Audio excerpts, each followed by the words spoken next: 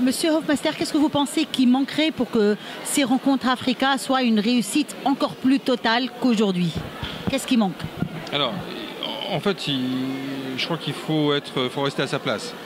En fait, il ne manque pas grand-chose. Ce qu'il faut, c'est aussi que les entreprises africaines se sentent plus concernées aussi par le Maghreb. Parce que autant les entreprises maghrébines sont très intéressées par les entreprises africaines, autant les entreprises africaines, elles ont encore une vision peut-être un petit peu passéiste des choses, où c'est les entreprises européennes qui leur font briller les œufs.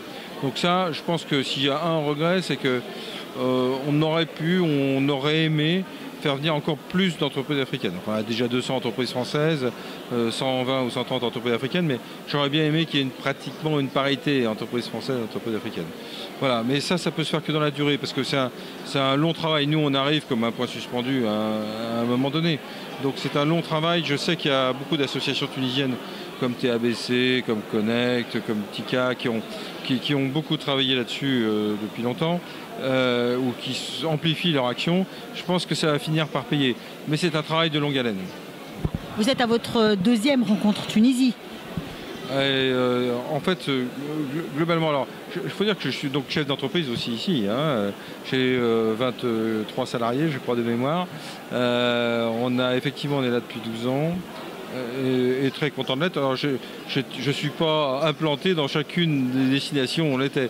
Donc c'est pour ça que pour nous aussi, ça avait de l'importance que ça soit réussi en Tunisie, parce que pour mes équipes, c'est quelque part aussi une fierté de pouvoir réussir quelque chose. Oui, je suis entrepreneur et je suis aussi investisseur ici.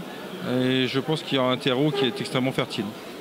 Et vous avez confiance en la Tunisie, vous avez confiance en ses potentialités. Le côté sécuritaire aussi est important, bien sûr, monsieur Hofmeister. Alors, le côté sécuritaire, effectivement, il est extrêmement important. Mais pour moi, c'est un prérequis. Et à mon avis, la Tunisie a déjà pris les mesures qu'il fallait sur le côté sécuritaire.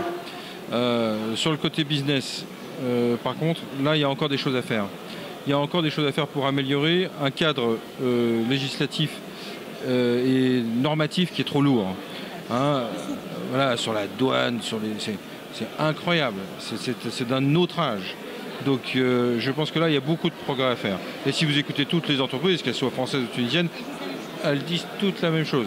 C'est au niveau logistique, douane, c'est-à-dire ouverture vers les marchés extérieurs. Hein. Nous, ce qu'on fait, c'est de l'ouverture vers les marchés extérieurs. Hein. Et bien ça, c'est un aspect bloquant. Donc ce qu'il faut, c'est qu'on arrive à résoudre cet aspect-là. Et je pense que les Tunisiens ont une responsabilité forte à faire évoluer ce système.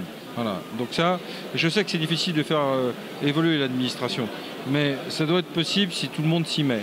Voilà. La deuxième chose qu'il faut résoudre en Tunisie, c'est l'accès au financement.